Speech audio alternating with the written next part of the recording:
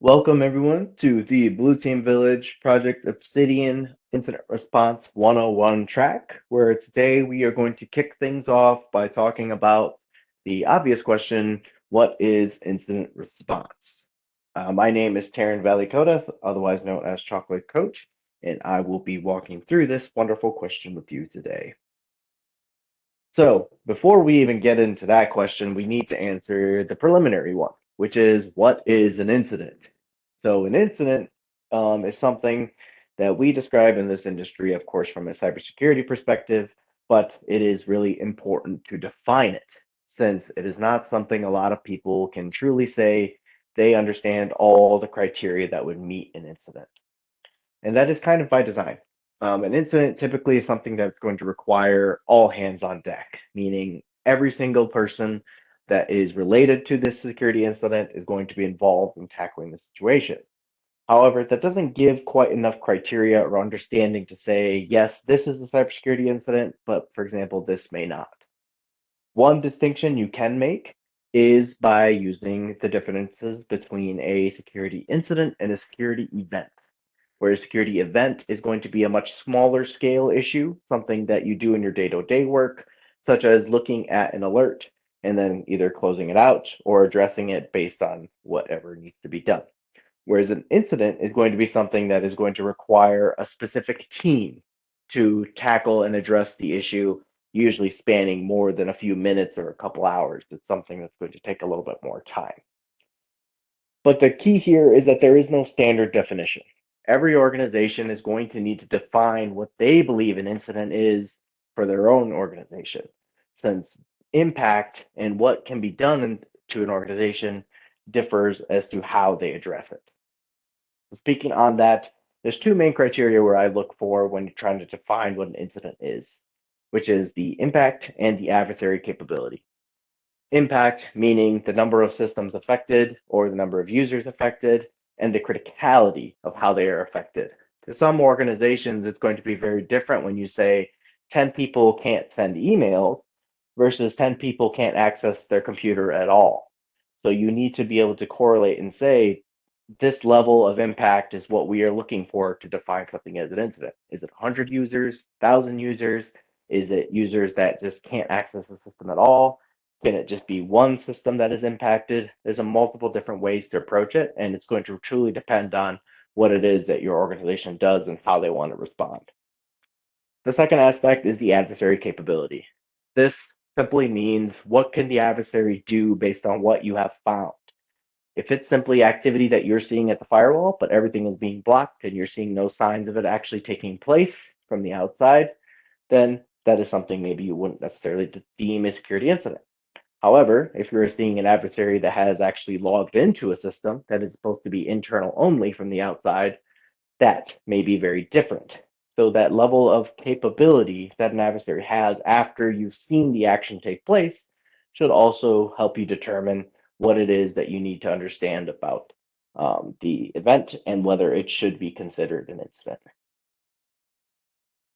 So now that we have that, we can get into the larger question, which is what is incident response? For a quick definition, incident response is the process to detect, contain, and eradicate an active or potential cybersecurity threat. Meaning, this is the process that you go through to respond to something that you have already deemed as an incident. This isn't necessarily just removing the adversary. There's multiple different things that you're going to be doing when it comes to incident response. And oftentimes, these things are going to go hand in hand with forensics. Hence why you will see DFIR or digital forensics and incident response put together since they often work hand in hand. And another thing to note here is that incident response does not just mean cybersecurity. While yes, cybersecurity is probably the most relevant team, you are going to incorporate multiple other teams, which I'll be talking about in a second. Another aspect of understanding incident response is how you bring the team up. So an incident response team should be a special focused team that handles security incidents. And you'll see by the team members I'm going to talk about that are going to be included, this doesn't just mean the people that are looking at the tickets every single day. There's going to be much more involvement, and you need a process to make sure that they can come in to the fold. because incident response is not necessarily a day-to-day job. While there may be IR roles out there and IR jobs out there, you are not responding to incidents necessarily 24/7. There's other things that you're going to be doing, whether it's preparing for an incident or helping improve the security posture of an organization.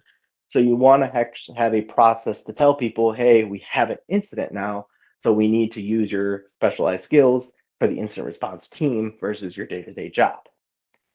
So one way to do that, of course, is to escalate. Escalating through email, whether in person, or even having automated measures through something like a ticketing system. So you move a ticket from a level 2 to a level 1, which would then, of course, disperse the message to everyone saying, hey, we have something that may require that more focused specialty and skills as an incident response team. Another important question is to determine who can declare something as an incident. It's not necessarily something you want anyone to be able to say, since everyone wants to have the highest level priority on what is going on. Hence why you also need a very clear definition of what an incident is for your organization. So you can have someone look at that definition and say, yes, this meets the criteria, and let's go ahead and enact the incident response team, or no, we're going to treat this as a security event unless it progresses further. And if you need an IR team, you also need IR plans and playbooks, which we talk about in one of the further modules. So please stay tuned for their section, and they will go into that with much, much more detail that is crucial to incident response.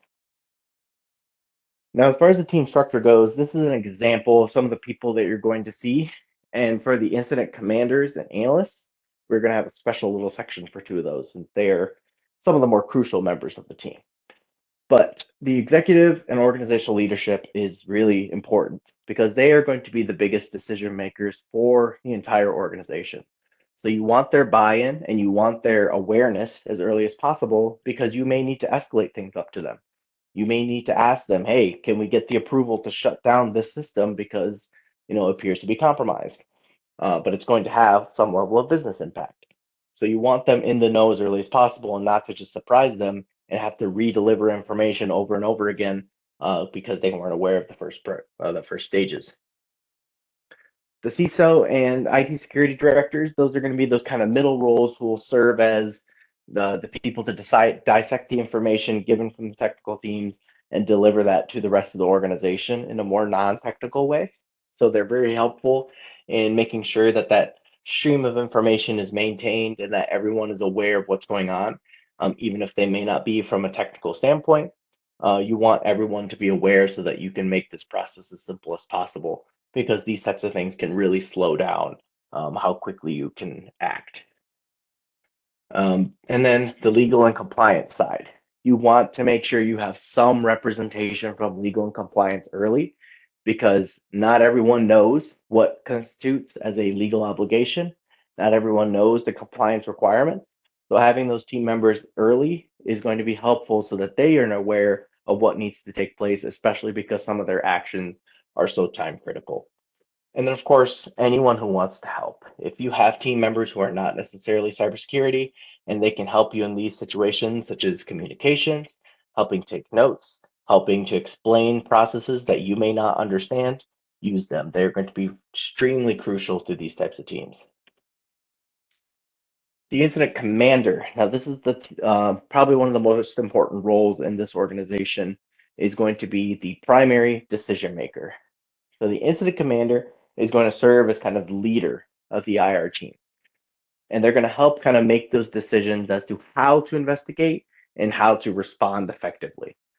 But that doesn't necessarily mean that they have the approval for all those things. So again, you still need that chain of people to make sure that you get the approval quickly as you make these decisions. They are going to interface with everyone on the team, technical or not. So it's crucial that they are effective communicators and they can explain that incident response lifecycle very well and assign out tasks for everyone so that they know exactly what steps are being taken and how to respond. And again, keeping their cool, because these are stressful situations. So experience is extremely helpful for these types of things. And you can see some of the types of roles you typically see would handle this. And then the other side of this is the incident analysts, the people that are doing the technical investigations or the cyber detectives in these types of situations. They're going to be the teams that's looking through the evidence to really help figure out what exactly happened. They typically are going to be assigned tasks. So the incident commander will kind of determine, hey, we need to figure out what happened to the firewall, but they will actually look at the firewall and figure out what it is and interpret the data. They should still be prepared to speak on their findings. You should not have to rely on incident commander to translate your information or speak on your behalf. An incident analyst should be just as enabled to speak on what it is that they are looking at and explain it in a way to even non-technical folks. These teams are going to incorporate multiple functions. This is not just cybersecurity. You want people from network, infrastructure, the help desk, IT administrators. You want a slew of people with technical knowledge, even people that have thorough understanding of things like databases and SAP or other tools that may be in your environment. Because having that person there right next to you is going to make your life a lot easier rather than you try to take the time to try to understand something while you're under the crunch of an incident. And of course, they still need to be an effective communicator and keep their cool. These, again, are stressful situations. You're going to be under a lot of pressure. It's going to be hard to always keep your cool in these types of situations, but the more you can do that, the more experience you have, it's going to make you better. And the more types of things you do like this is, of course, going to prepare you for those situations so you know exactly what to do. So the key takeaways here is that incident response is a team sport. This is not something that's meant to be just for one or two people to do. You want to have a full team behind it. You want to have that team assembled, and you want to know when they are ready to jump in. Second takeaway, the organization decides what an incident is. If you can't clearly say this is what constitutes an incident in your organization, then you should already know your homework in terms of what you need to figure out. And the second part of that is figuring out what your incident response team structure looks like. Now, using things like tabletops, and of course, some of the things that we talked about today, is going to help you determine which team members you may have not spoken to about these types of situations. But you want to talk with them early, understand what the requirements they may need, and what kind of situations they have dealt with, or how they should deal with a future incident if it were to come up. And again, we have tons of other modules. This is just the start of this. There's so much more to go through that will touch on everything that I've already talked about, as well as things that we have not even gotten into yet. So please, please, please prepare yourself and stay tuned for more and more information. But I thank you for your time. I appreciate all the attention you've given me so far. If you need to get a hold of me, please go to our Discord and you can find me there, or please talk with other team members and I'm sure they can direct you to me as needed. And again, thank you for your time and please enjoy the rest of the content.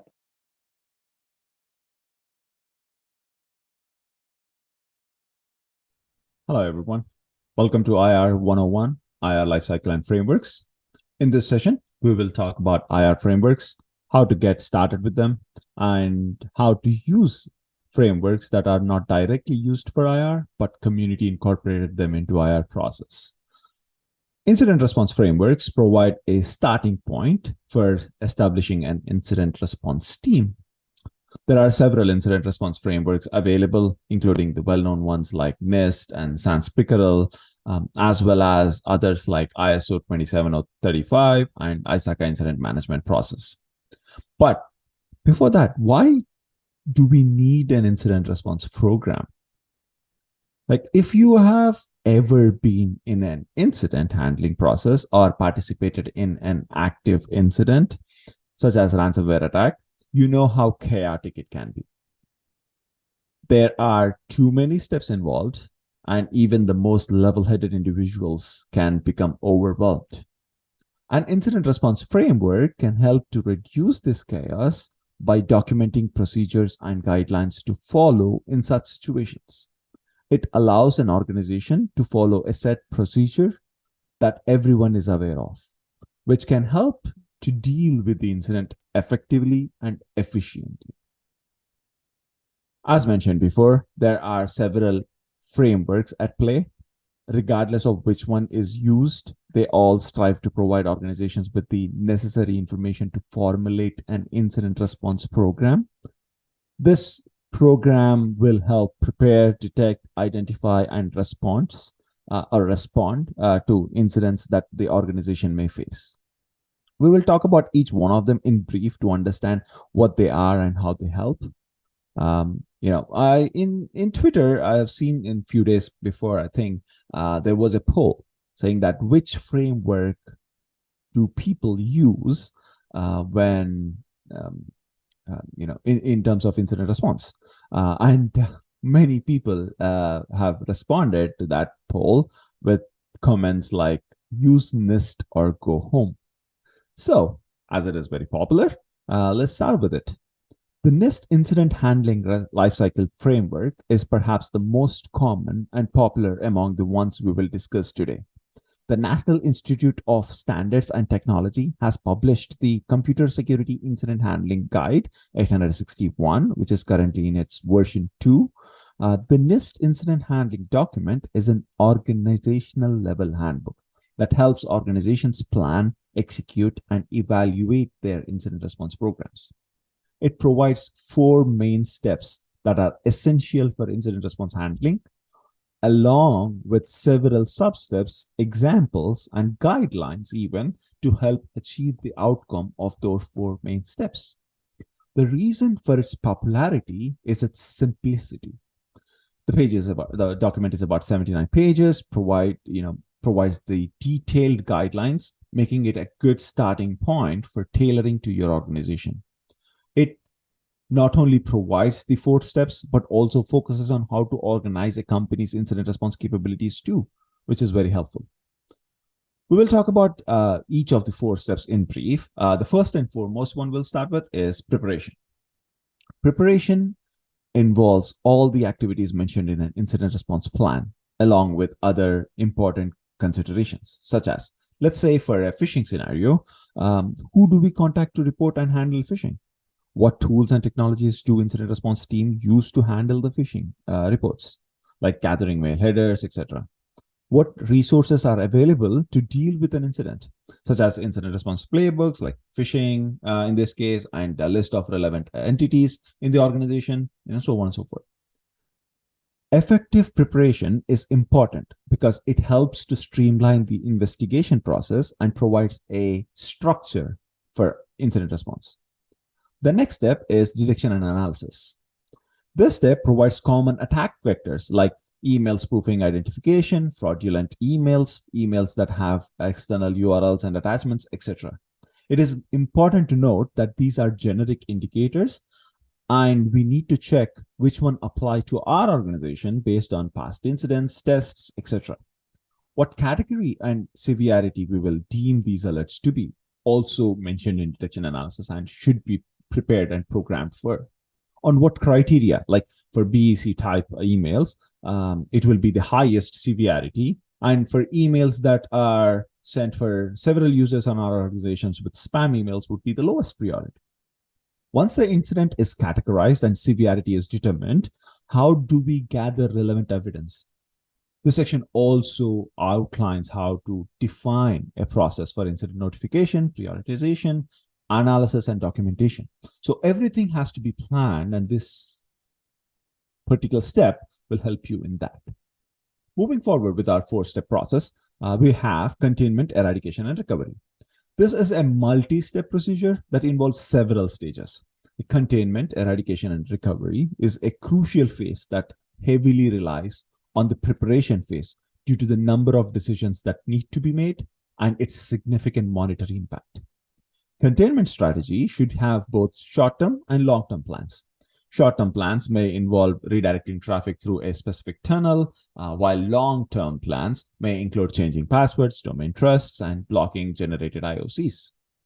To classify the incident, we should consider what type of incident it is, what type of information has been exposed, identifying the root cause of it, isolate the affected machines.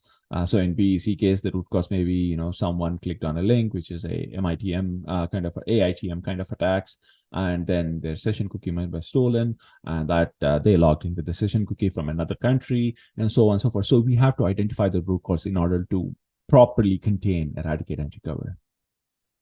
The eradication strategy should include determining when to start the eradication process. Is it before or after scoping? Do we have all the users at hand who are impacted by this one, or we doesn't have all the users, but we reached to a conclusive conclusion that we need to act now because there is a monetary loss going on, or we are bleeding more information. So that should be in there. Steps to be taken during the eradication process, such as rebuilding systems, breaking blockers, and changing credentials containing phishing sample, and nuking the system out of the network. The third step in the multi-step process is the recovery, which should involve bringing the business back to normal. This is not as crucial in certain circumstances, but it applies to a overall view. Like in ransomware incidents, it's like bringing back everything to normal and how we were before the incident, except for the incident behavior. For the BEC and all the all email phishing and malware, such which doesn't have much impact, or which impacts only a certain group of people or certain computers, how we will bring that up into normal. We have to have that plan. And this section will help you in that.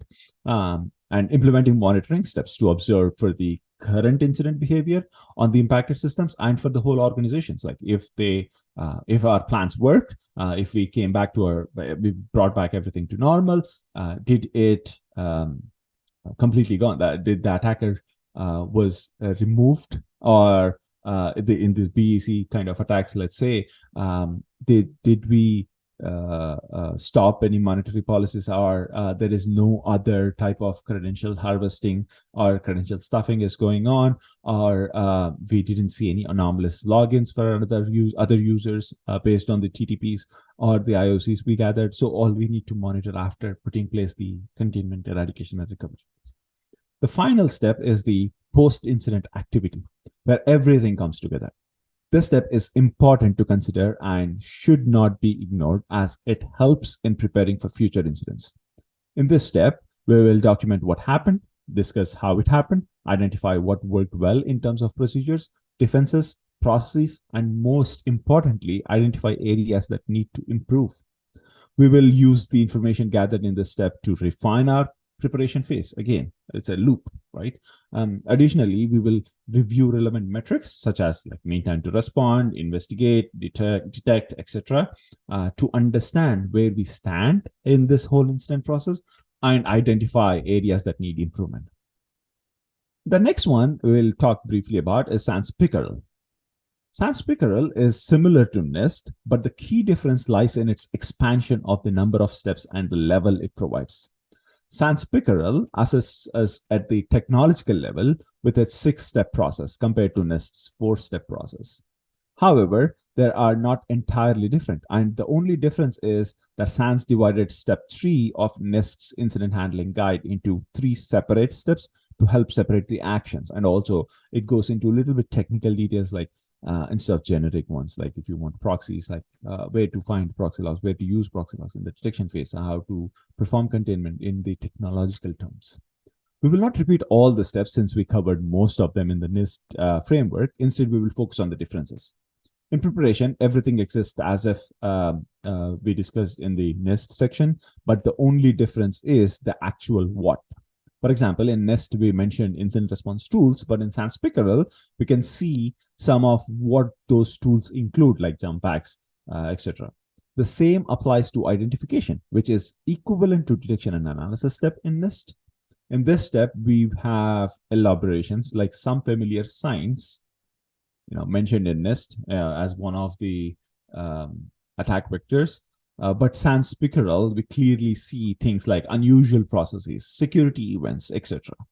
It also mentions what to monitor, detecting anomalies, identifying actual incidents, and then investigating them. We will not repeat everything in the same fashion, but you get the idea. Although naming conventions might differ, most of the steps are similar to NIST 861. So now comes the big question. Which one should I follow? Technically speaking, both provide the same information, but with different perspectives. Both represent the same information on how to establish process, and communicate information during an incident amongst each other. The key difference, in our opinion, is its implementation. SANS Pickerel provides a repetitive process to follow between identification, containment, and eradication, while NIST combines them together. The NIST recommendation document is good as it satisfies several requirements, such as providing clear steps on creating an incident response plan, and for people to get started immediately. That means you don't need to be a guru in incident response, like providing an example template that is tried and tested. We should consider them as a combination rather than either or. To start, we can use the NIST IR lifecycle document as a guide for creating an IR plan, policy, standards, guidelines, and procedures for the organization. And we can use easy to understand questions, diagrams, and relationships. Next, we can use SANS Pickerel framework to identify, contain, and eradicate the incident and effectively scope the incident and find access paths. In addition to these frameworks, there are other frameworks commonly used in incident response, such as kill chain, unified kill chain, various projects from MITRE. However, these frameworks are not directly used. Although each one is a topic on its own, we will give an overview of some of the important aspects of these frameworks and how they assist in our incident response planning and implementation. Let's begin with MITRE, which everyone might have known by now, and it's also thought of as a collection of 14 tactics, 191 techniques, and 386 sub-techniques, and 134 or so groups, covering a total of 680 pieces of software. We can use MITRE for engineering and technology, particularly the attack framework in identification, containment, and eradication phases to gain insights into the attacker's objectives. MITRE for IR can be used in various ways in both planning and operations. For planning, MITRE helps in playbook creation, like it helps in scoping, remediating, and responding to an incident faster, which is what the playbooks are intended to do. And also, it has a CAR data model that can be used for baseline analytics too. MITRE helps in knowledge base, like sharing the existing knowledge in common language and provide consistent incident handling. It can help in training, helps in development and improvement of new existing staff. It can also help in artifact collection using CAR analytics for endpoint telemetry and attack data sources. MITRE Defend can be used in your lessons learned or post-incident activity to document countermeasures that could have helped in incident that occurred. It can also be used in preparation phase, like used for countermeasure components and capabilities, can be used to develop solutions to address offensive TTPs as an aftermath of the incidents, or in preparation phase. You can use the relationship between artifacts and abstractions through digital artifact ontology by also giving us the direct interactions in an attack, like access paths. And the detect, harden, deceive, evict, and isolate are the main components of MITRE Defend. In this, I think the paper explains much in detail on what it is, but I can give you a blurt of what they say is regarding the detect, harden, deceive, evict, and isolate, is that a defender cannot evict an adversary if he cannot detect the adversary. And they cannot detect the adversary if they are not there. Ideally, the defender would harden his environment before the adversary penetrates it. And lastly, the attack flow to display the attack lifecycle and present it to both executives and technical people. A simple example. Let's consider the malicious link execution technique, T1204001 for the MITRE buffs and nerds. We all know what the technique is and how it works. Through the digital artifact ontology, we can see that the malicious link execution in its basic form can produce outbound internet traffic and access URLs. With this information, you can check for data sources associated with them using MITRE attack, file and network traffic.